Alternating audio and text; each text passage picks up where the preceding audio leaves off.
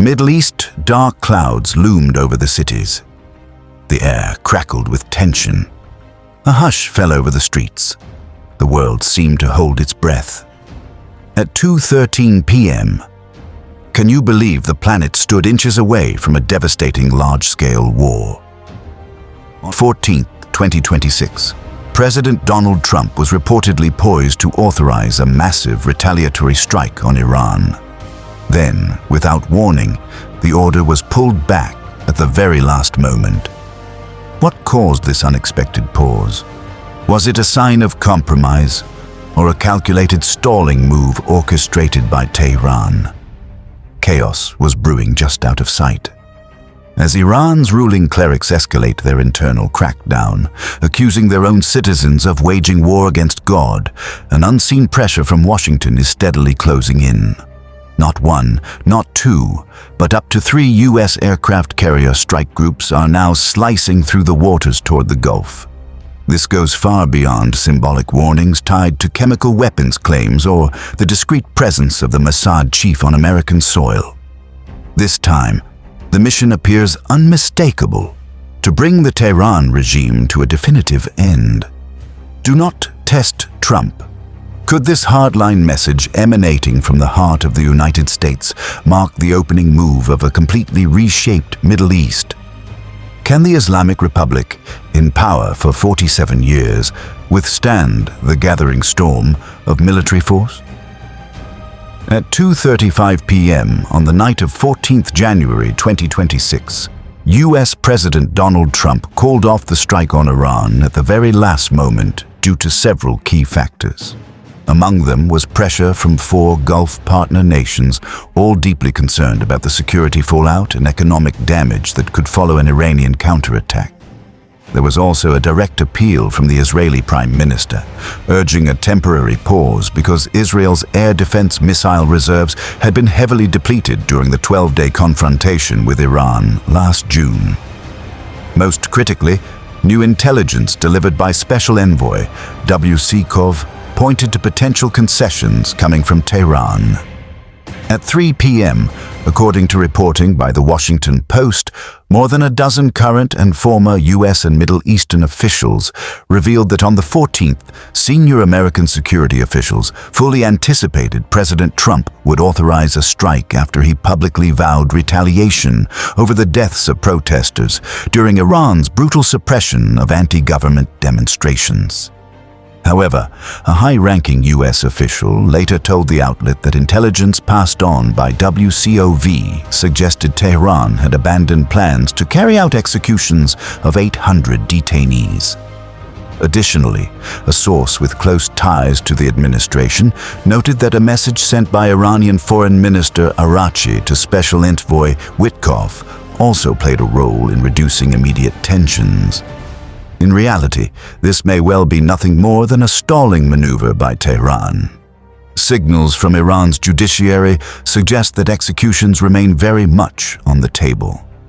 On the 18th, Judiciary spokesperson Asghar Zahangi stated during a press briefing that a number of actions had been classified as mohareb, one of the gravest offenses under Islamic law.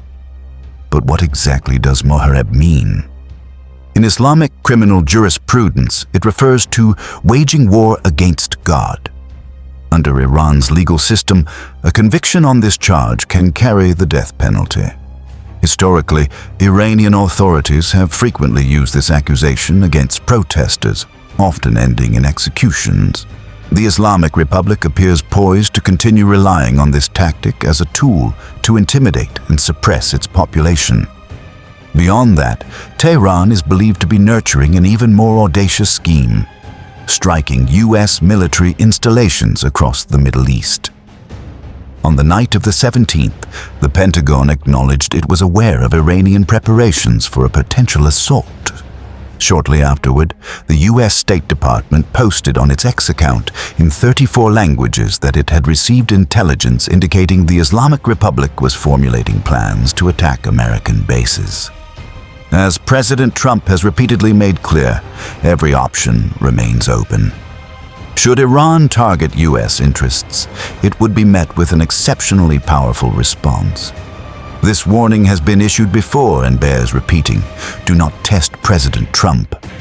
In truth, the Trump administration has merely placed the strike on hold after weighing intelligence from Iran and concerns raised by regional partners.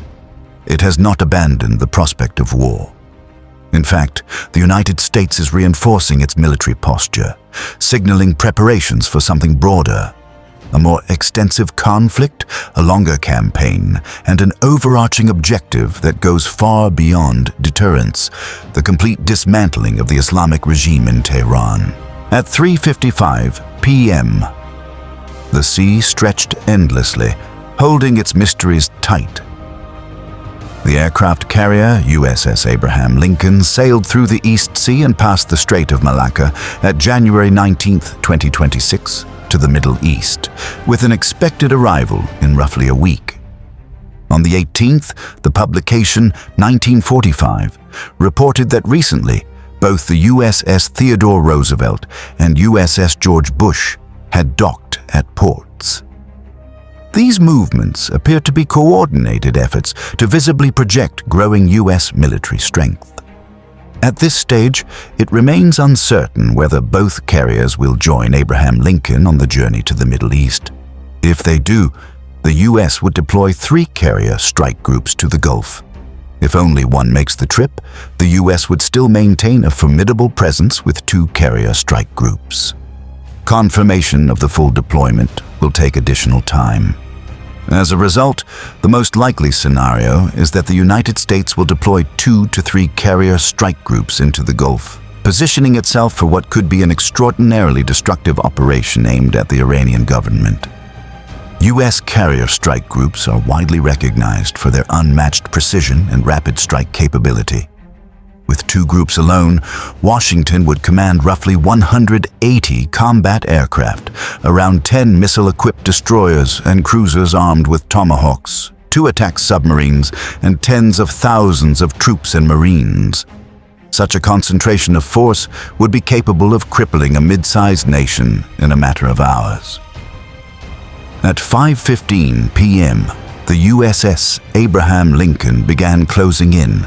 Iran's Islamic Revolutionary Guard Corps reportedly reacted with alarm and issued a direct threat toward President Trump, stating that if the United States launched an attack, they would execute tens of thousands of Iranians detained during recent protests. This move amounts to nothing less than the use of hostages as leverage in a high-stakes confrontation. In a related development on the 17th, Iran's supreme leader, Ayatollah Ali Khamenei, insisted that the government must suppress the rebels and directly blamed U.S. President Donald Trump for the casualties resulting from the Islamic Republic's violent crackdown on protests. Khamenei admitted that the unrest had caused several thousand deaths and alleged that during the uprising, President Trump personally encouraged the protesters, reportedly saying, "We support you. We support you militarily." He accused the U.S. leader of being responsible for the deaths and destruction caused by what he described as attacks against the Iranian nation. Khamenei went further, labeling the protesters as agents of the U.S., claiming they had targeted mosques and educational institutions.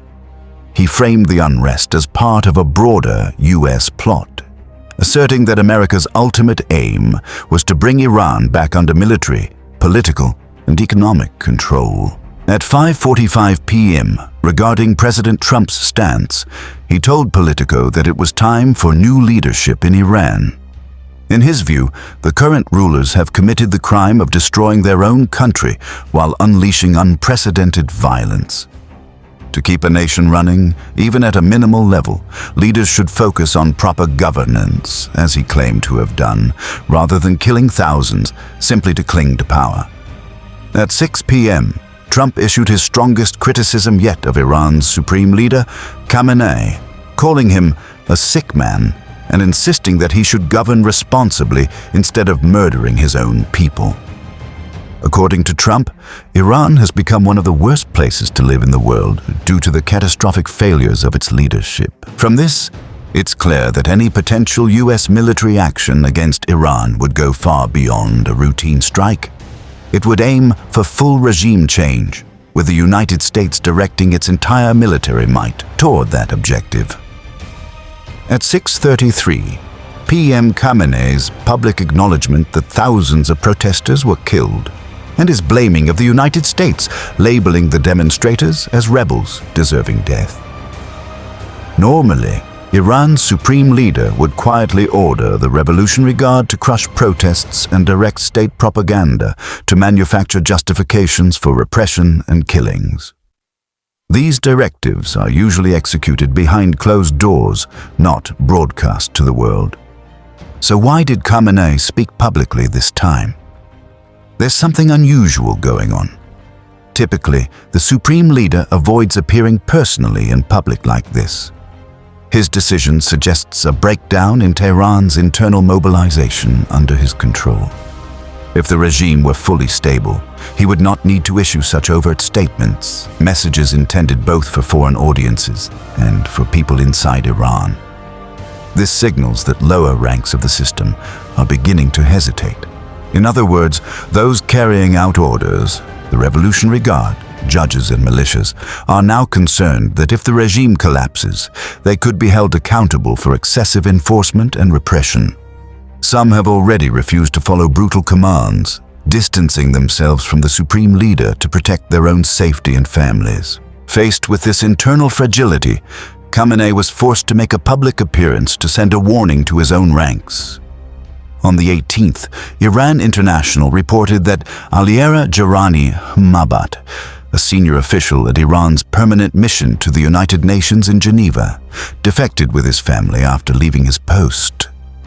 The outlet also noted that in recent weeks, several Iranian diplomats secretly approached European authorities to seek information or submit asylum requests. These defections and acts of disobedience remain limited and isolated, yet they have clearly unnerved the supreme leader enough to push him into dropping his usual restraint and personally announcing accusations while openly endorsing the repression and killing of protesters. Khamenei's remarks are designed to coerce and lock the entire state apparatus into his personal line. It resembles a desperate captain on a sinking vessel, panicking and ordering the crew to turn their weapons on the passengers. At 9:17 a.m. in CNN's live updates on the Iran protests on the 16th, the network cited Iraqi security and European military sources, indicating that nearly 5,000 Iraqi militia mercenaries had crossed into Iran in recent weeks to help Tehran suppress the demonstrations. Take note of the flags displayed behind government spokespeople when Iran publicly threatens protesters. These symbols represent Hezbollah in Lebanon, Houthi rebels in Yemen. If Khamenei's own army, police and militias were fully loyal and effective, there would be no need to bring in so many masked foreign fighters to target Iranian civilians on the streets. When a regime relies on foreign mercenaries to massacre its own population, its legitimacy is deeply weakened and thrown into serious doubt. At 9:45 a.m., another critical concern threatening the Iranian regime is the suspicion that it may have used chemical weapons against protesters. GB News reported that former British MP Ben Ramel referenced credible sources suggesting the Iranian government could have deployed chemical agents that caused unusual injuries. Member of the Labour Foreign Policy Group, and I received a report just before we came on air tonight. I hasten to add, this is not verified yet, but it's a credible report to me, and it says the city's prison is overcrowded with detained and arrested protesters. The court halls are filled with families of detainees, and no lawyers are being allowed to defend those who have been arrested. People believe that some kind of toxic chemical substance has been used against protesters, causing some of the injured to lose their lives days later. The number of those killed and injured is very high. If that is true, I think that's extraordinarily concerning. Wow. So just to clarify on that then, Bill, the information that you seem to be getting there is from credible source, so that the Iranian regime, the Ayatollah, might have used some sort of chemical weapon against their own people, against protesters, and we are now seeing a delayed reaction to that then. So a few days on from that, a couple of days on from that, and now we're starting to see loss of life as a result of that. Yeah, I mean, look, there's history in this part of the region. You look at Saddam Hussein, who used gases against 5,000 people in Halabja and murdered them brutally. And I fear this has got real echoes of that. Well, and where is our red line on this? Where is Trump's red line on this? I suppose that's the more pressing question, really, given that he would unquestionably be the one who would launch the first strike, if there is one. If this is true, no reason to doubt it. If this is true, that chemical weapons have been used on the Iranian people by the regime, I think all of that might be the sign to do something. But the key question is, what do you do? Because it's very different externally, and I was part of it in government. Foreign interventions sometimes have adverse consequences. Yeah, I just think it's just got a nightmare written all over it. And the thing is, if Trump goes in, are we looking at what are the consequences? Are we looking? It's very, very volatile in the Middle East in so many aspects of the Middle East. Are we looking at a monumental escalation towards World War III? I don't know. It's terrifying. And what upsets me, and I think we always need to remember that in the middle of all this are people and families and kids, and it's just heartbreaking. It really is heartbreaking. If verified, this would qualify as a crime against humanity, a war crime recognized internationally and prohibited since 1925. Independent confirmation of these claims is still pending. It's also possible that Khamenei is following the pattern of previous Middle Eastern leaders like Saddam Hussein and Bashar al-Assad, figures infamous for using chemical weapons against civilians. Saddam Hussein deployed poison gas in Halabja in 1988, killing thousands, which eventually contributed to US intervention and his execution in 2006. Similarly, Assad faced accusations for hundreds of attacks in Ghouta in 2013 and Khan Sheikhoun in 2017, provoking Western airstrikes. While Saddam ultimately faced justice, Assad now resides in exile in Russia, avoiding accountability for crimes against humanity.